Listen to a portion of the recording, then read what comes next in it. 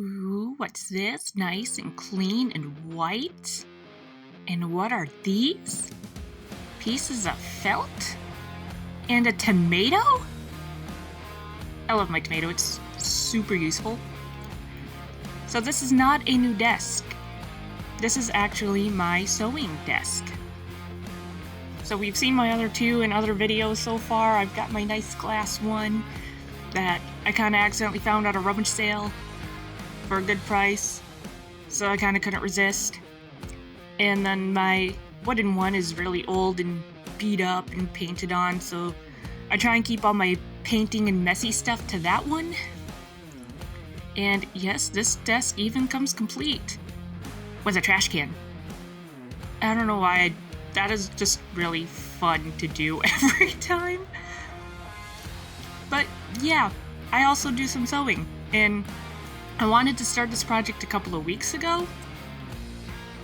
Oh, yeah, so the pins are in there like that because I like to pre-cut a bunch of these patterns. And then I just stick all the parts inside, and then I'll kind of hold it together like that, so that when I am ready to sew it together, I have it all in one area.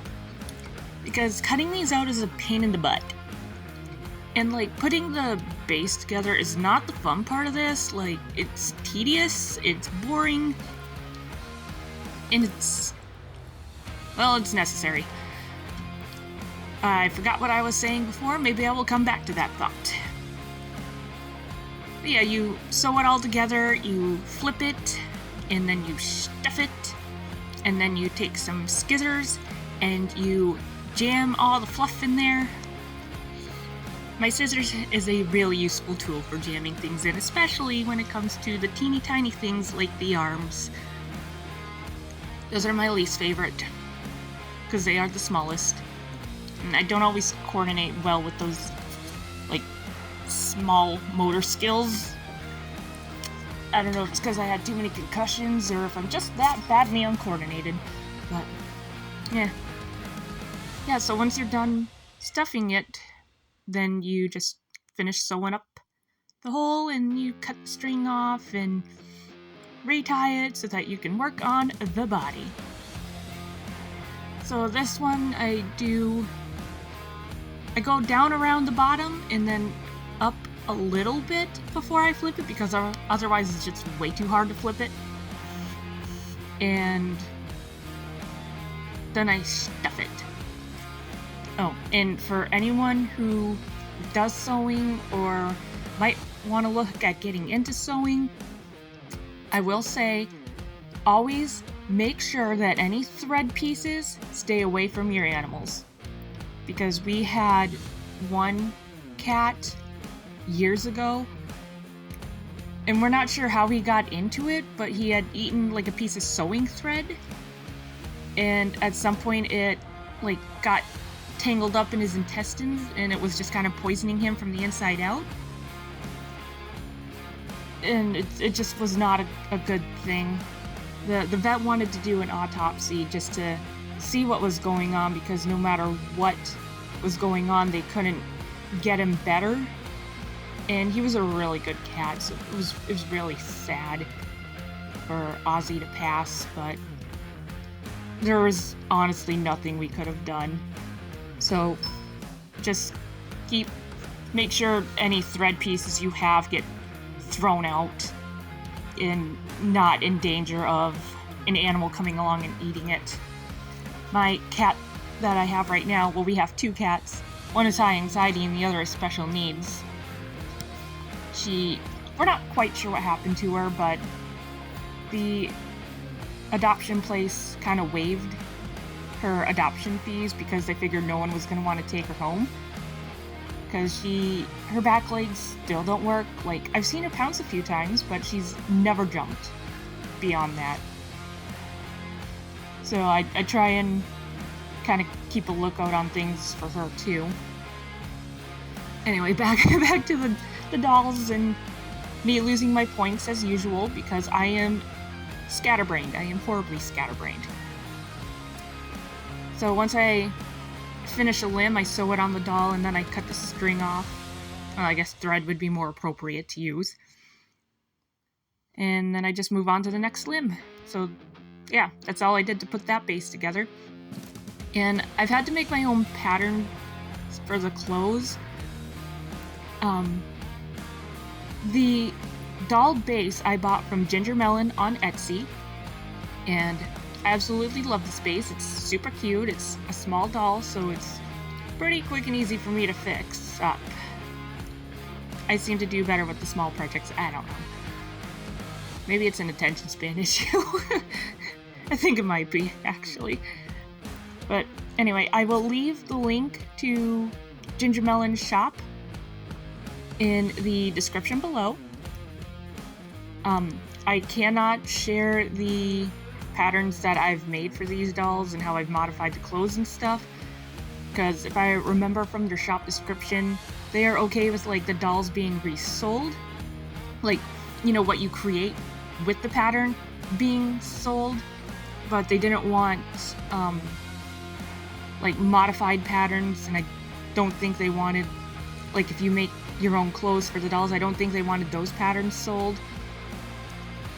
And quite frankly, mine are just trial and error anyway. I really should do something a little more concrete when it comes to having just a base to work off of, because then I can modify the base as needed. But I'm having a very, very hard time with shirts especially. Pants aren't too bad, but like the shirts, yeah, it's getting the arms big enough and the torso big enough to where it fits around the doll and it sews on nicely and all that jazz.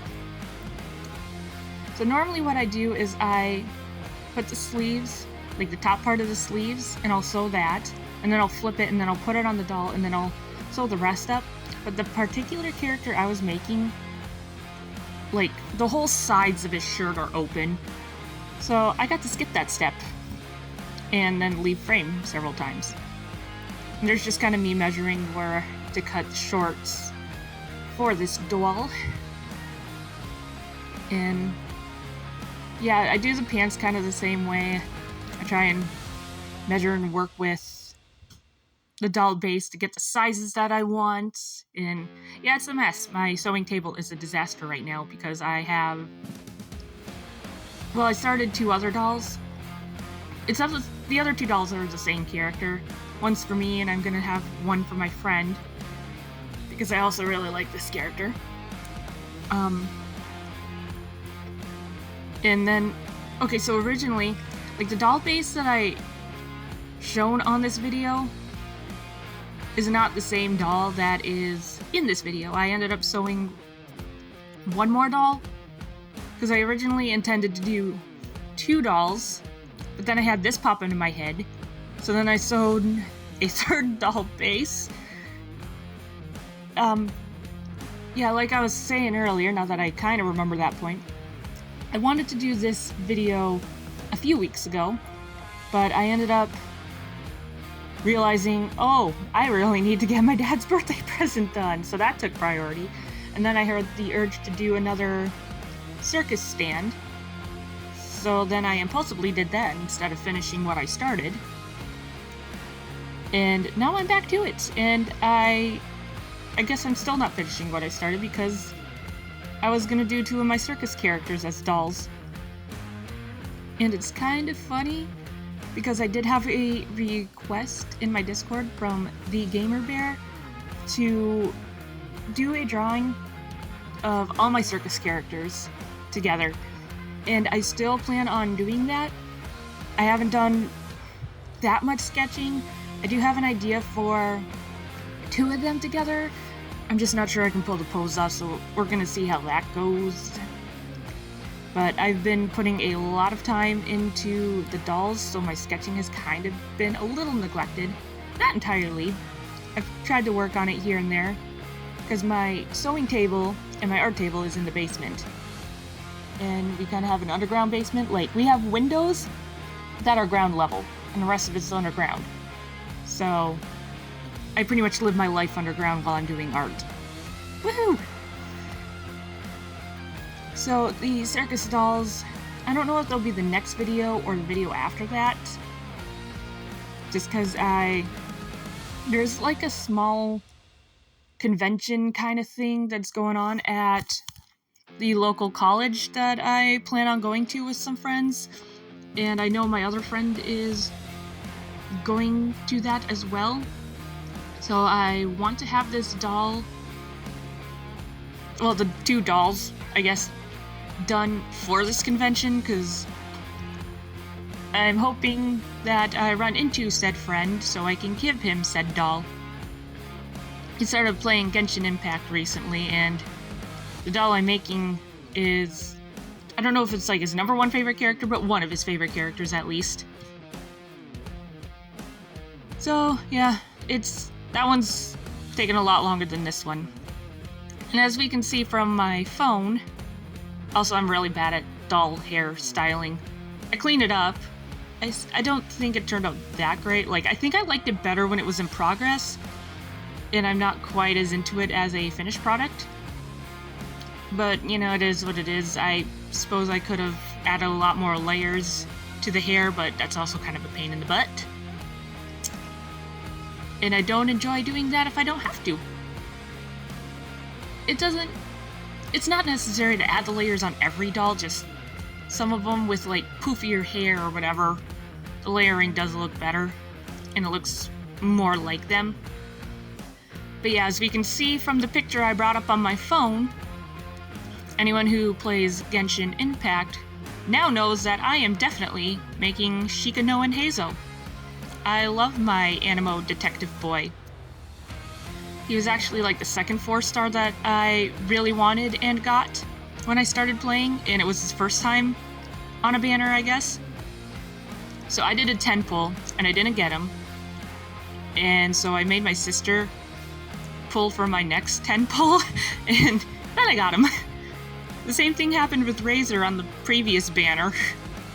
I knew I really wanted Razor, and because I had seen my sister play, and he just seemed like an interesting and quirky little character, and he could be fun, and I've mained him ever since. I'm not normally like big, heavy Claymore weapon type character, but I feel like the weapon speed doesn't vary a whole lot, so the Claymore being slower doesn't really bother me much. And yeah, that blue marker, that was a huge mistake. Like, it's supposed to disappear with water, but after I finished, no matter what, the blue just kept coming back. So I kind of doused his face in water, and that seemed to help, but I did notice there was a little bit of blue peeking out again, so that's annoying.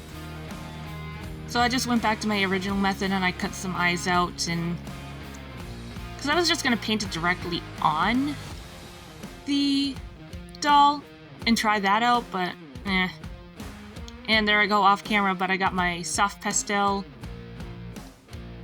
to kind of blush the cheeks of the doll and give it a little more color. It ended up being a lot more color, but yeah. So here's the doll. I know this is a bit of a longer video, but hopefully it wasn't annoyingly long and it was still interesting. But let me know what you guys think down below or in the Discord. Link will be there as usual. Thanks for watching. Bye-bye!